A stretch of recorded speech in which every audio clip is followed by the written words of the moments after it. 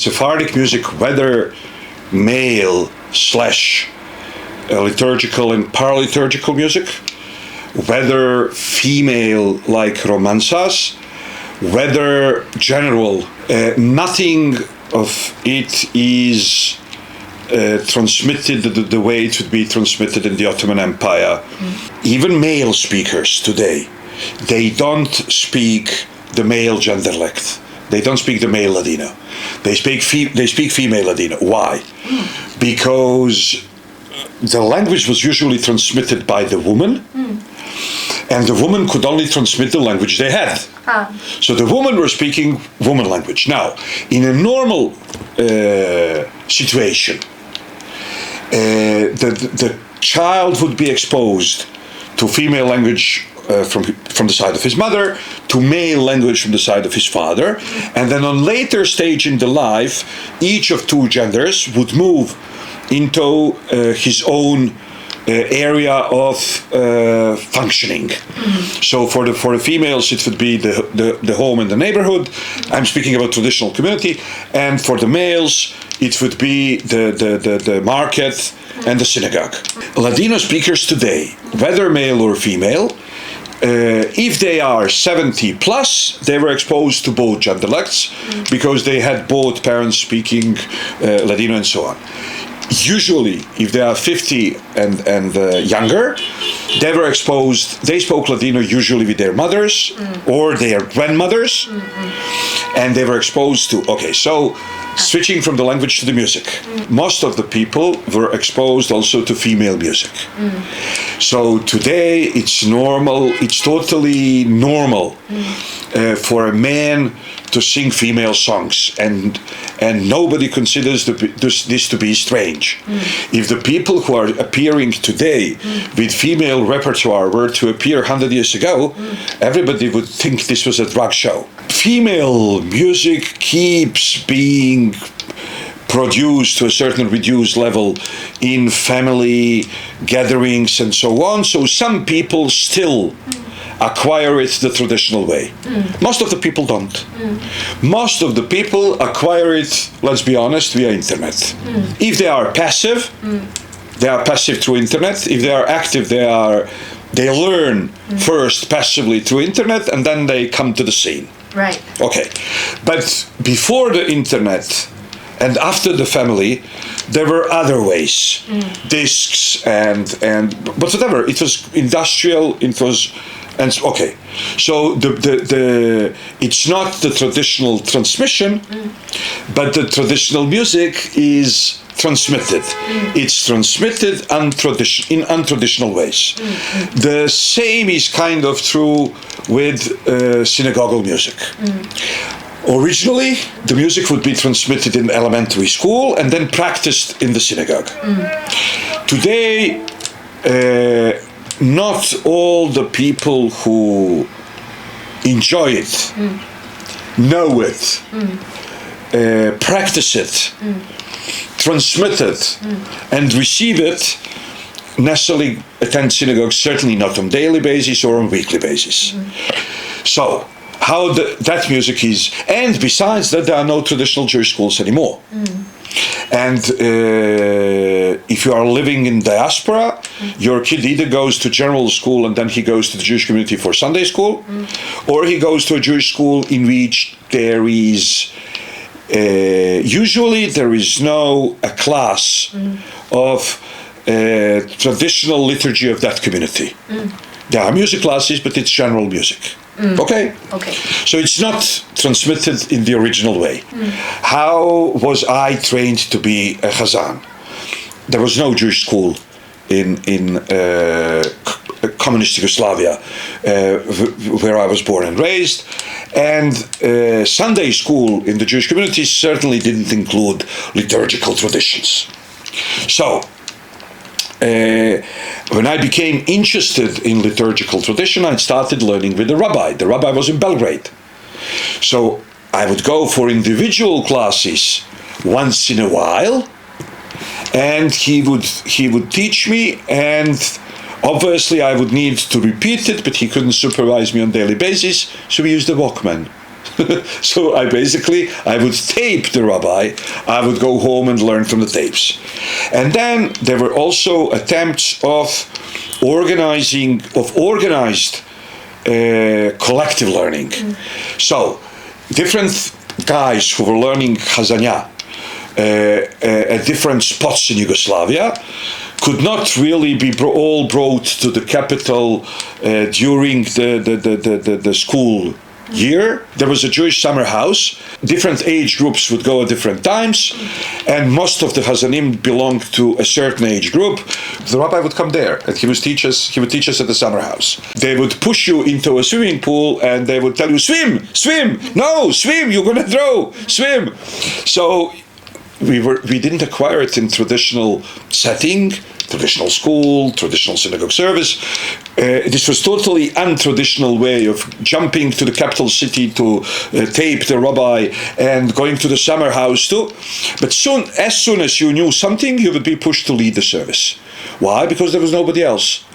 What I know is not different than what they knew before. The way I acquired it is different. So yes, either secular or religious. The female or the masculine or the general Sephardic music is not transmitted anymore. Let me put it this way. When was the law? I mean, if in diaspora there are still certain communities which are unmixed. Now, when you come to Israel, there's no such thing as Sephardic wedding in Israel. Because in Israel, if the bride is a quarter Sephardic, the husband is probably also quarter Sephardic. So each of them has,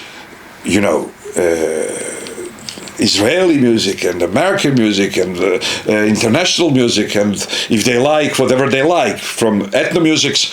And then there will be a place but still, it's totally professionalized. So it wouldn't be the people singing, right? So maybe in Seattle, maybe in Turkey, the community would still sing. In Israel, the community doesn't sing. There is a band, and it's so loud that whether you sing or you don't, it doesn't really matter. But most of the people wouldn't, because most of the people at the wedding wouldn't be Sephardic. Everything is mixed here. So it's not transmitted in traditional live circle, but it is transmitted in traditional liturgical circle, okay? The circle of the year, for people who attend the synagogue. People who are interested, whether they want to perform in the synagogue or they are interested for cultural identity, theoretical reasons, religious or not religious, there are courses. In many different synagogues, there are courses of Hazanut, mixing the traditions or representing a single tradition. I'm speaking about Israel. If the course is within a community in diaspora, it preserves the local tradition. If the course in Israel, sometimes it's a mix, but never a general mix. There are courses which concentrate on certain tradition, like Iraqi, like Moroccan, like Turkish, or they blend different Oriental and Sephardic traditions. But usually there are no courses which cover the global Jewish tradition. Here we have to separate between female and male. What's the core for male Sephardic tradition? Whether it's musical or any other tradition, is you always use the means of the larger community to prove your own values, to advance your own values. Let's just concentrate for a moment and then I'll get back to the music, but I think this is important.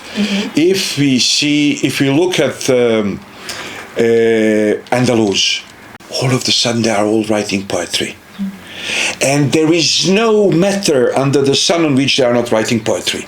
So you have somebody like Samuel ibn Agrela, or Awan Agrela, or Shemuel Nagid, writing about the fontaine, the lions in the fontaine. Okay? So the tale of the lion in the fontaine. And from the perspective of the traditional Talmudic culture, you would ask, did you have anything better to do in your life? Okay, so this had to do with general Islamic culture of Andalus. The proof of divinity of Islam, of celestial origin of the Quran in Islamic culture is not in the field of, is not in the battlefield, the success, the success of Islam. It's not in the field of politics. It's not in the field of economy. It's in the field of aesthetics. So where is the proof of Quran? In the beauty of the verse. So now look at this. In Arabic poetry, the language is not the mean of the poetry. The language is the purpose of the poetry. The mean of the poetry is rhyme and metric. But the purpose of the poetry is to prove that the Arabic language clicks the most. Now the rabbis, so now we understand. They need to prove that in Hebrew it clicks better. And so there is no theme in the Arabic poetry that rabbis would not imitate. So the core of the male tradition is use the musical language and the aesthetics of the society to perpetuate your own culture, which is basically in the text, not in the music. It's in the text. Every single minority group needs to attain two objectives. They want to integrate and they want to perpetuate their own culture. So too much integration is assimilation, NG. Too much separation is segregation, NG. So you need the perfect combination of integration without assimilation. The music is a beautiful way to achieve that. I'm speaking only about male music now. Male religious music. So how do you do it? Let's say there is a Muslim Bosnian love song, or there is a Serbian love song. You pick the melody and you apply the melody to a synagogal song. And then you are achieving both your objectives at the same time. How? You say, if anybody is passing by and he listens to Serbian love song, to Bosnian Muslim love song, he says, oh, these Jews are totally okay. He's even joining the melody. But on a deeper level, you are saying, yes, but while you are singing about tits and about asses, we are singing about angels. So we are just like you, but a bit better. Now, just like you, but a bit better is the recipe for survival. You can put Sephardic tradition into an igloo, or into a tent in Yemen, or you can put it in Russia. If there is enough Sephardim to function as a community, they will pick the local music and they will transmit their values through their texts, singing them in the ways that the local sings. So yes, Sephardic music, male Sephardic music, is profoundly Ottoman. On purpose, consciously, knowledgeably, and declarationally. That's what they want to declare about themselves. And however, though, there are different types of Ottoman culture. So there's street Ottoman culture, and there is court Ottoman culture. And the Sephardic Chazanim knew how to play these two musical languages in order to make the prayer interesting. If the prayer was all about court music, snobs would attend regularly, but everybody else would be like, can't stand it. If it was only street music, it would also be kind of, are we praying or is this a street gathering? So the Sephardic Chazanim, in a very creative, individual way, play. It doesn't mean that there are written rules how to play. No, you play it by the ear, but you belong to a culture. So there are limits not written, not proclaimed limits, but there are limits that everybody is knowledgeable about. Within those limits, you play, you combine high music and very popular music, and it keeps being interesting, it keeps being Jewish, it keeps being local. What differentiates between Sephardic Jews and Ashkenazi Jews is Sephardic insistence on perfect Hebrew the way the Sephardim understand it. And you cannot sing a single Sephardic piyut if you don't pronounce Hebrew correctly. Yeah. Why? Because the music is subjugated to the wording. I'll bring you one example. Yedei Rashim Nehel Hashim. So, if you sing it more Israeli way, in which you swallow the Sheva that should be pronounced, Sheva that should be pronounced is called Shevana, and Sheva that shouldn't be pronounced is called Shevanah. So, if you mispronounce them, you can't sing the song. Why? It goes like this. First, I will say it without the singing. So, in Hebrew, in Sephardic Hebrew, you are supposed to say Yedei Rashim Nehel Hashim Me'asig Yedei Koferam Aval Berucham Umar Siham Mekademim Et Penei Yotzeram. Now in Israeli Hebrew you would say Yedei Rashim Nehel Hashim Me'asig Yedei Kofram Aval Berucham Umar Siham Mekademim Et Penei Yotzeram. Now try to sing it the Israeli way. You can't. Why? Because the melody goes like this. Yedei Rashim Nehel Hashim. So you can't say Nehel Hashim. You have to say Nehel Hashim. Yedei Rashim Nehel Hashim Me'asig Yedei Koferam. Koferam. You can't say Kofram. You need to say Koferam. Aval Berucham Umar Siham Mekademim Et Penei Yotzeram. So you can't say Mekadmim. You can't sing it. You can't say Mekad. You need to say Mekademim Penei. In Israeli Hebrew would say Pnei. You can't. No, it doesn't work. You need to say Penei Yotzeram. So one chamber of the core of Sephardic music is impeccable Hebrew according to Sephardic tradition. And it doesn't matter where the Sephardim move, which music they adopt, it will always be the same.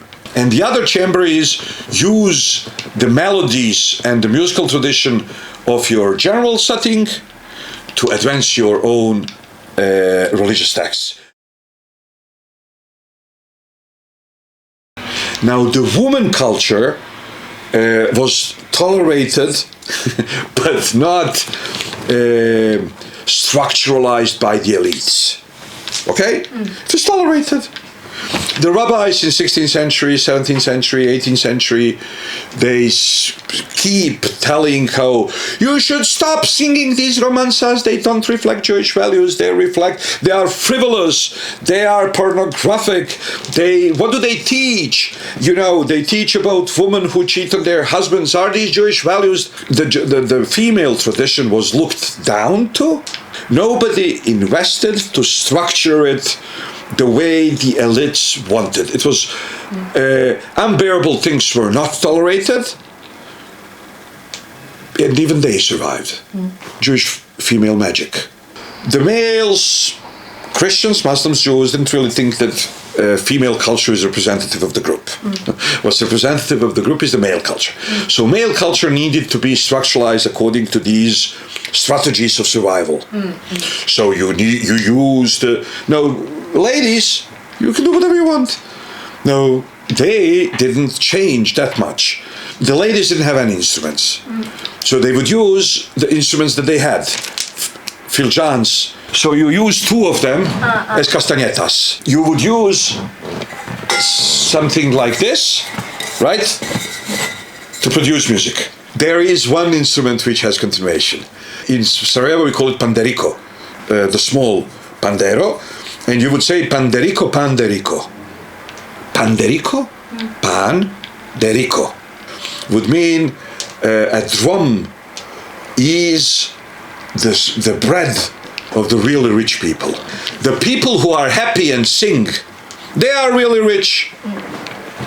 They are really rich. And for them, the drum is bread. Instrument-wisely, things changed. Sephardic women didn't have harps anymore. The way they are painted in the Haggadot. Spanish, Iberian Haggadah. They had one instrument which survived, but it didn't survive because of their endeavor. It's actually the instrument that they knew from Spain, and it was living in Ottoman Empire, so they could still buy it. Okay? So that Sephardic women were producing drums. No, they could buy drums, so they bought drums. Other instruments they couldn't buy, so they didn't have them. This is instrument-wisely. Now text-wisely.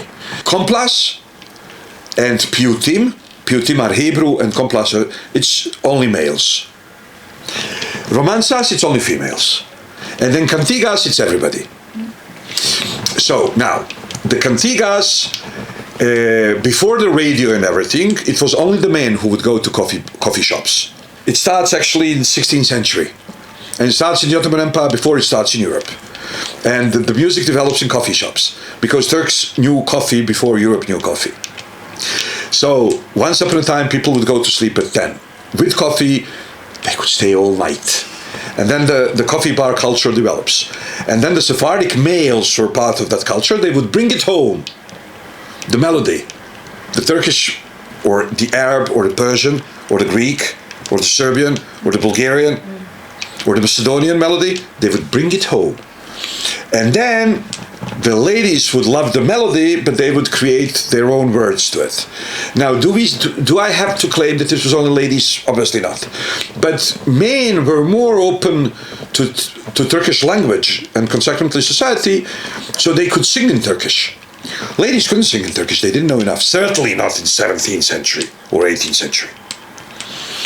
So we don't know enough because there were no dictaphones and there were no Walkmans and there were no MP3s and MP4s. So we don't know enough. We do know that in 16th century, the Sephardic males already know the entire repertoire of Turkish coffee bars. How do we know that? Because Rabbi Israel Najara, famous rabbi from Tzfat, he made a book of Hebrew songs, and for each song he says, use the melody, and then he brings the Turkish song, the Persian song, the Arabic song, the French song, the Italian song, the Judeo-Spanish song, the Spanish song, whatever. Female musical tradition was less controlled. It's really, really, really connected to the language. Even when it's borrowing, melody borrowings, the language is always Spanish. And being the fact that most of it is without any instruments, so the Iberian ways of singing were preserved. Enjoy your life with what you have, and what they had was Iberian, so it was Iberian in the Iberian Peninsula, it was Iberian in the Ottoman Empire, it is Iberian today. Make the dinner of what you have in the refrigerator. That's the core of the female musical tradition. Make the dinner with what you have in your refrigerator.